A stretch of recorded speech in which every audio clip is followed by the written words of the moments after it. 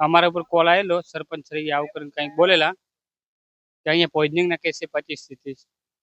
તેના માટે કોલ આવેલો. અમે આવ્યા એટલે અહીંયા બધું ફ્રોડ કે અહીંયા આવું કંઈ છે જ નહીં. ત્યાંથી અમે રિટર્ન નીકળી ડાયરેક્ટ અસાઇન કોલ થયેલો, ત્યાં નંબર નહીં આવતો. અહીંયા કાંઈ નહીં. હા, અમારે તો ઉપર જાણ થઈ ગઈ. ત્યાં ફ્રોડ રીતે હતો. અમારે જે હોય તે અંદર ફ્રોડ કોલ. બાપા સીતારામે 108 આવી છે, પણ કોઈ એવો કોઈ ફોન કર્યો નથી.